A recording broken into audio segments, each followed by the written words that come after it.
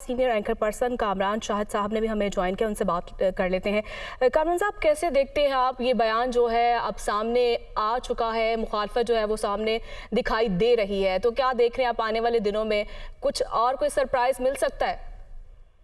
ये जो अदील साहब कह रहे थे बिल्कुल सही कह रहे हैं। जो टोन है परवेज इलाही साहब की वो बड़ी अग्रेसिव है और इसमें सबसे इंटरेस्टिंग चीज जो है वो ये कि इमरान खान क्या रिएक्शन देते हैं, क्योंकि इमरान खान किस तरह बर्दाश्त कर रहे हैं इस बात को कि उनके अपने रैंक एंड फाइल में जिस शख्स को उन्होंने खुद सीएम पंजाब बनाया, क्योंकि ऑब्वियसली परवेज इलाही साहब की तो कुछ भी मेजोरिटी नहीं ना है, उनकी तो कुछ सीटें हैं वहां पे। तो परवेज इलाही साहब 10 MPs के साथ वज़ीर आला बने हैं सिर्फ इमरान खान साहब की वजह से। और इमरान खान जिस तरह के बंदे हैं, यानी कि जो किसी से कंट्रोल नहीं होते, किसी से इन्फ्लुएंस नहीं होते, उनको उनका बनाया हुआ सीएम जो उनके मरहूने मिन्नत है, जो उनकी पार्टी की मेजोरिटी से सीएम पंजाब बने हुए हैं, वो लताड़ भी रहे और वो हुर्रा भी रहे हैं शेरों की तरह उनके सामने और उनको ललकार रहे हैं। तो इमरान खान साहब के लिए भी तो बड़ा एक ऑकवर्ड पोजीशन है ना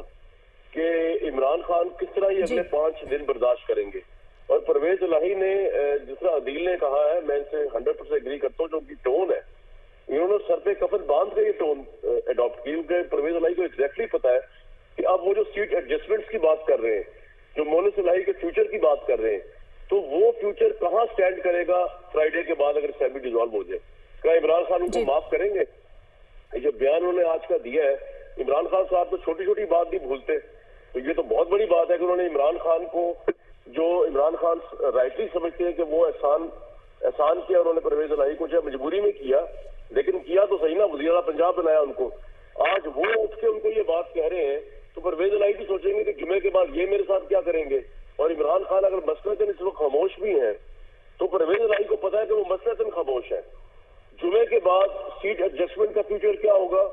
और PMLQ का फ्यूचर क्या होगा तहरीक इंसाफ के साथ, ये एक नई स्टोरी होगी। क्योंकि इमरान खान ने एक टीवी बयान में सिंपल ही कहना है, जिस तरह बाजवा साहब को कह दिया, वो ये कह सकते हैं कि जी परवेज इलाही के साथ अलायंस करना जो है ना, मेरी जिंदगी की सबसे बड़ी गलती थी और हम तो 2 पेजेस पे थे और मैंने ये रियलाइज कर लिया है और हमारा इनके साथ कोई इत्तेहाद नहीं हो सकता। तो परवेज इलाही ने ये सोच समझ के कि इमरान खान इस टेम्परामेंट के आदमी है और वो दिल में बात रखते हैं और वो रिएक्ट करेंगे, उन्होंने जब ये बयान दिया है तो भाई बिल्कुल सोच समझ के दिया होगा। फिर अगले, जिस तरह मैंने आपको पहले बताया थोड़ी देर पहले, अभी 24 घंटे नहीं गुजरे हैं ना अभी तो डिसॉल्व असेंबली के बयान के, अभी तो अगले 5 दिन पड़े, तो हर दिन जो है वो 1 साल पे मुय्यत समझ लें आप कि क्या क्या उसके अंदर डेवलपमेंट हो जाएगी। जी बिल्कुल। कामरान साहब, अगर तहफ़्फ़ुज़ात थे तो क्या वो बंद कमरों में जो है वो बात नहीं हो सकती थी, इस तरह से पब्लिकली जो एक्सपोज करना? देखिए, जैसे अभी आपको अदील साहब बता रहे थे कि बंद कमरे में तो एग्रीमेंट ये हुआ था कि बाजवा साहब में बात नहीं की जाएगी, लेकिन आई थिंक इमरान खान ने अगर तो ये एग्रीमेंट किया है परवेज इलाही से कि वो बात नहीं करेंगे बाजवा के साहब के खिलाफ ओपनली, उनका रिगार्ड करेंगे, तो उन्होंने उसके बिल्कुल ऑपोजिट यू टर्न मार के डिमॉन्स्ट्रेट किया उनको साथ बिठा के कि मैं परवेज इलाही के साथ होने वाले किसी एग्रीमेंट का पाबंद नहीं हूँ। और परवेज इलाही को उन्होंने एक तरह से उनका साइज दिखाया है कि जी आप जो बातें कर रहे हैं कि जी यूं ना करें, मैं कंट्रोल नहीं हो सकता आपसे, मैं पाकिस्तान का पॉपुलर लीडर हूँ। तो ये इमरान खान ने डिमॉन्स्ट्रेट किया है और वो भी परवेज इलाही को साथ बिठा के। और मैं जब स्पीच चल रही थी उस वक्त भी परवेज इलाही साहब का रिएक्शन चेक कर रहा था, ही वॉज वेरी ऑकवर्ड, क्योंकि देखे परवेज इलाही साहब के एस्टेब्लिशमेंट के साथ आज के ताल्लुकात थोड़ी है, दिहाइयों का उनका वो है कि जो इलेक्शन जीतते हैं, जो इलेक्शन होता है, इसमें भी बहुत से फैक्टर इन्वॉल्व होते हैं। तो उनको पता है कि उनका जो तारीखी साथ है वो एस्टेब्लिशमेंट के साथ है, ये तो हवाई साथ है, ये तो साथ बिल मजबूरी है जो इमरान खान साहब करना पड़ा। बाकी परवेज इलाही सब जानते हैं कि 3.5 साल उनके साथ क्या हुआ है, वो बिल्कुल सही फरमा रहे हैं, I totally agree with him. और इस वक्त बड़ी इंटरेस्टिंग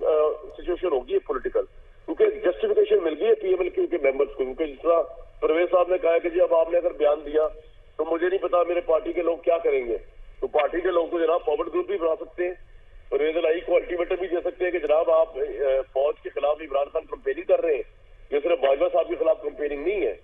यह बाजे पाकिस्तान के खिलाफ कंपेनिंग है और हम ऐसी कंपेनिंग में इस पार्टी के साथ नहीं है। ये तो बड़ा सिंपल है। जी बिल्कुल। कामरान साहब, उन्होंने ये भी तो कहा है कि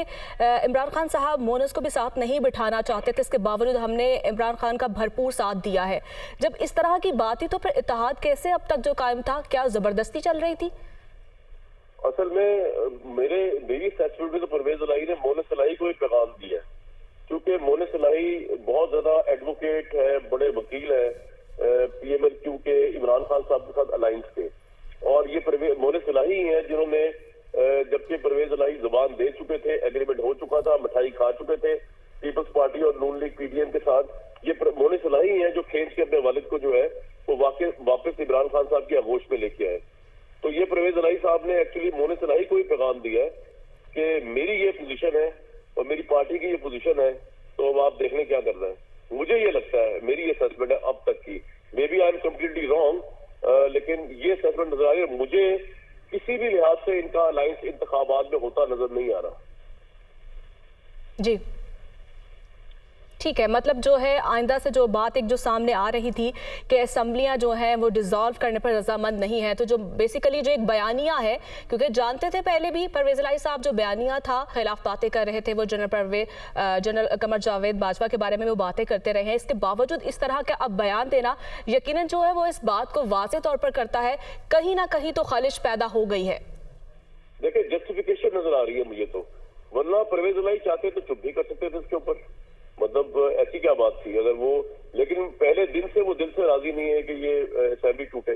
उन्होंने अरबों रुपए के बजट गुजरात के अंदर लगा दिए डेवलपमेंट के लिए, नेक्स्ट इलेक्शन के लिए। वो चाहते हैं सीएम पंजाब को एंजॉय करें अगस्त तक, उनका राइट है, मतलब मैं इसका कोई